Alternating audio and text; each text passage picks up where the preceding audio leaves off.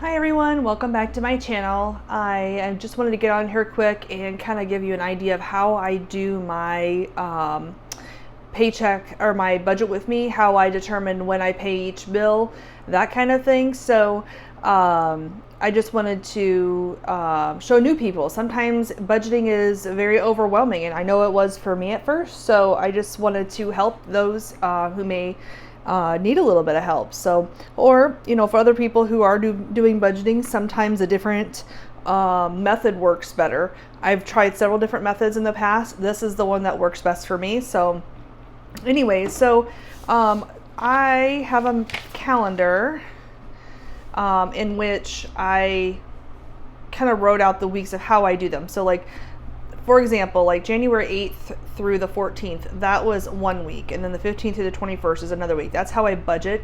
The reason why I do that is because my husband was paid every Friday. He is changing jobs soon. And so I don't know yet if he's paid weekly or bi-weekly. So that may change things on here. But this is how I set it up for 2022. I can always go print a new one and redo it, whatever. But I always get paid on the 16th or the last day of the month, and on the last day of the month. And then, so for example, in January, since the 16th was on a Sunday, we got paid on the 14th instead. Actually, you know what? The 31st is probably the day that it was paid on this one. But anyways, you get the idea. So then I have a checklist of my bills, and then how much the payment is, the date. I have varies on these 3 debts here for Chase, PayPal, and Amazon because I always pay something, at least the minimum. I always try to add about $25 onto that minimum.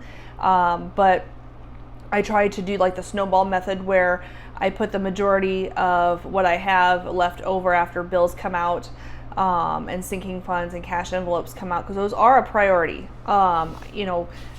Pay yourself first and then pay your credit cards. I know it's not Dave Ramsey. Some people don't like that, but I have to have these sinking funds in order to make my life easier, because I'm going to have to pay car maintenance when it comes up. I'm going to have to pay for back to school clothing and car insurance and car registration, things like that. So when I put these sinking funds in, it's not just putting money away just to, spend all willy-nilly later on.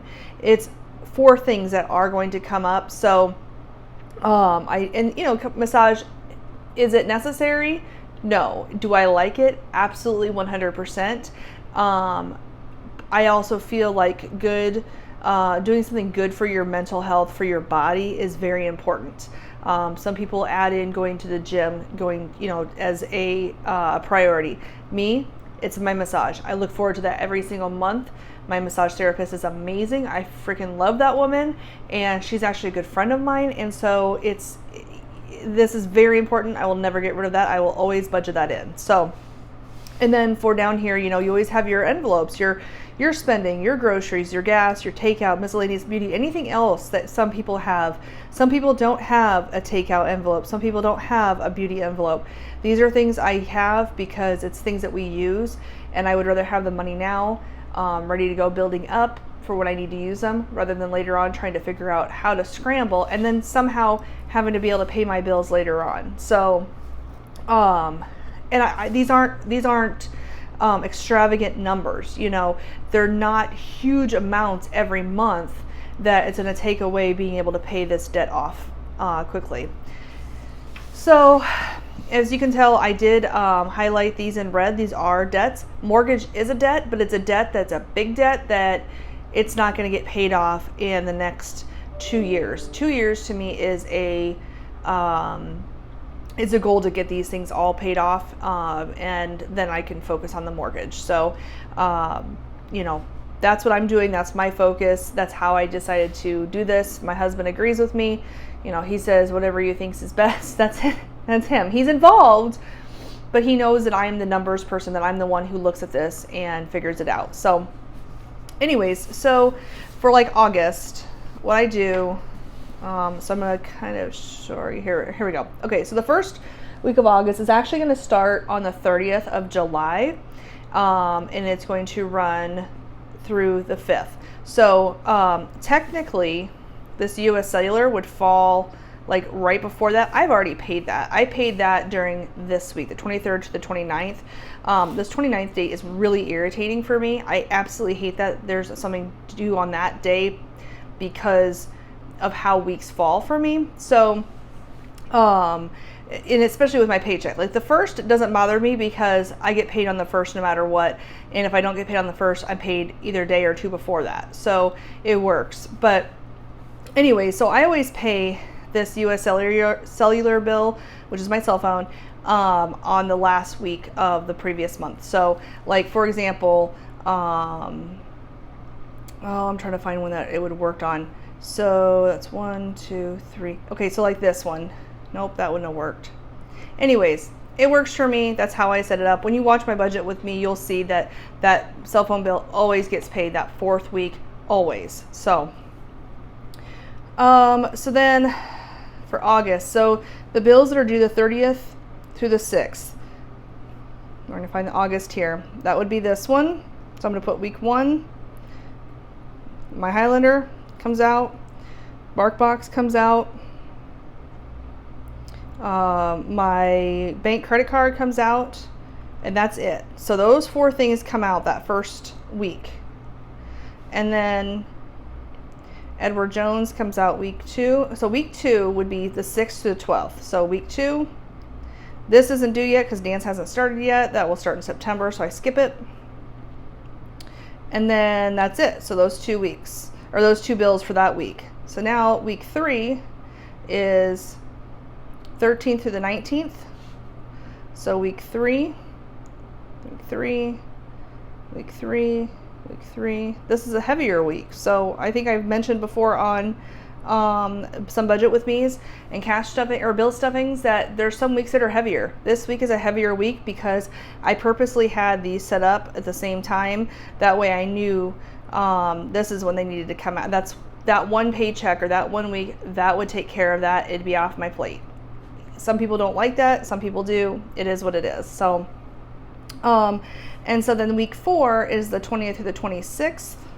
So I put week 4 here, 4, 4, 4, and 4. So, and this is why I do rollover, because if I had 1 week where I didn't get paid and we spent all of our money from that first week, even though I didn't have a lot of bills that first week, we would have nothing left to pay some of these other bills. So that's why I do that rollover amount at the end of each week, because that will roll over to the next week to help pay those bills that are due that week. So anyways, so I don't, this spread, I just printed this off today just so I could show you guys, but I go through and I just check as they go.